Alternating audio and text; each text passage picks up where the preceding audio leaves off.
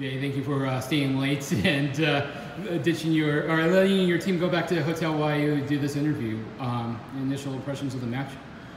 Yeah, first of all, I appreciate coming here to Northridge. It's a good home crowd for them, and we knew that coming in. It was not going to be all rainbows and ponies, but that being said, I thought we did pretty well in the first game. We were up 18-15 and felt like we were in control, and just unfortunately, they made a couple of point runs. We made some unforced errors at key times, and they ended up getting that first game from us. And I thought that, I thought we'd learn from that a little bit better than we did in the second game. But that's what good teams do. They push you, and we didn't respond the way that we normally do, and that's something we got to learn, and we'll get better on down the road.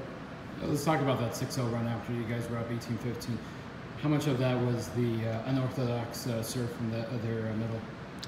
I thought we passed in pretty well, actually. It was just we weren't executing our swings. We after the match, we talked with our guys, and we was like, hey, we're creating some opportunities, but we're not capitalizing on them, and we're not making good swings. And and if we're not capitalizing, that means we're not making good digs. And I thought we'd done everything correctly. We just weren't very clean and crisp in our defense and our swing and transition. So it just happens though when you play good teams. They make you, they put you out of your comfort zone, and you got to respond. You made a couple of challenge requests during the match. I know you just told me that Penn State has it, so you're used to it. First off, is there a strategy in how do you go about using your 3 challenges? Obviously, you had an opportunity to do so early in the first set, but it was too early. Do you even sometimes pull a Russian coach and just use it as as another timeout? There is that strategy, but the reality is you got to trust your guys a little bit more. So, there's times when my guys see things that I don't, and they'll look at me immediately. If I see a bunch of guys turn to me and go, "Hey, that was in," that's worth a look. You also have to trust your guys to give you the honest answer if they touch the ball that the other team attacked. They come down and they don't say anything. The team's screaming for a touch, and the guy makes the call on the thing. It's like you got to look at your guys and go, "Hey, did they touch it or not?" So hopefully your guys are honest with you, which my guys are. So I really don't have to worry too much about that. But the reality is challenge system is good. It's a lot of money, and right now it's not cost effective for a lot of schools to do it. So there's a handful that do, and when we get that opportunity, we got to use it to the best of our advantage. And I thought we did okay tonight with it.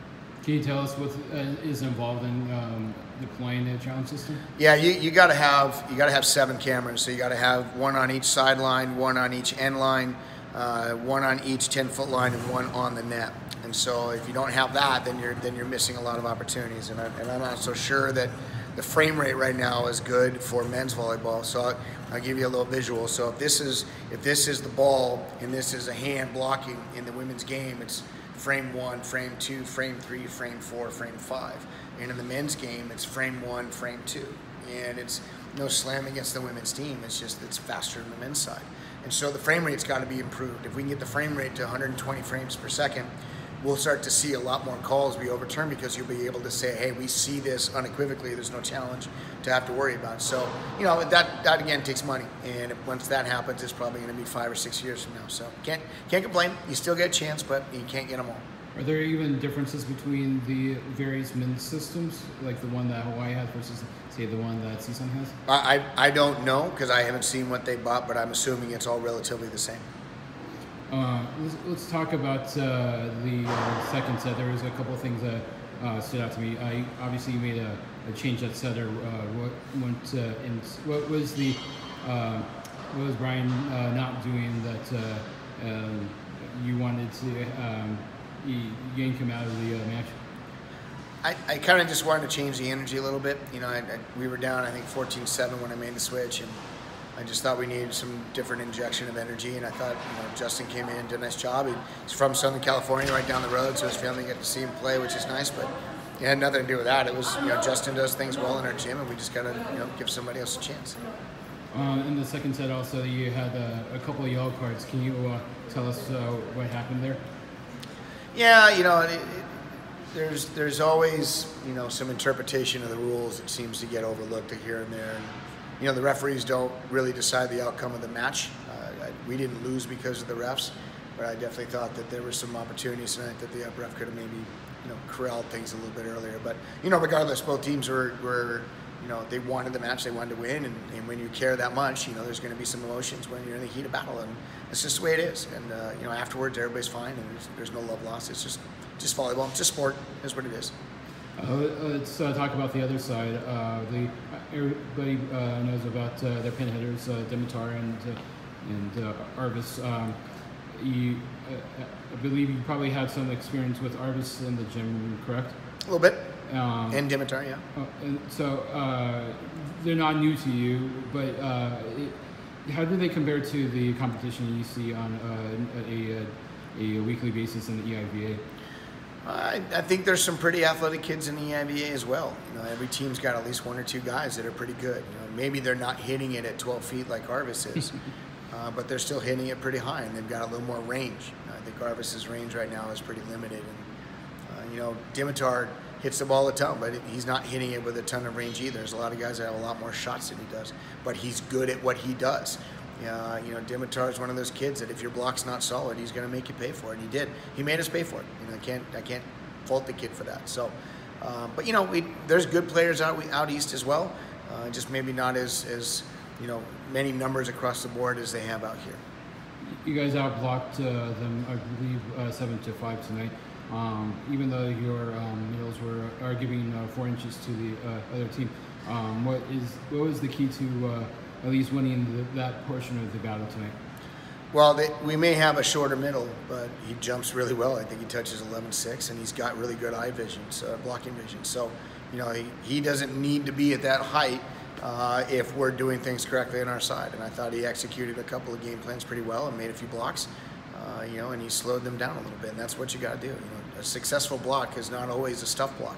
A successful block is slowing it down. A successful block is channeling it to your defense so they can make a dig. A successful block is, forcing the hitter to do something he doesn't want to do and making a game change plan right there when he's swinging. So, there's lots of really good blocks out there that a lot of smaller guys can make a hitter, feel the pain a little bit. A couple more questions. So, with this non-conference trip, you're playing at UCLA tomorrow, and so you probably don't have too much time to prepare. What was your mindset in treating this road trip since it's out of conference play? Well, I've said it all season long, and if you look at our schedule, we are not shy. We don't try to play only easy teams. We play teams that are really good. I've said it all along, if we want to be the best, you got to beat the best.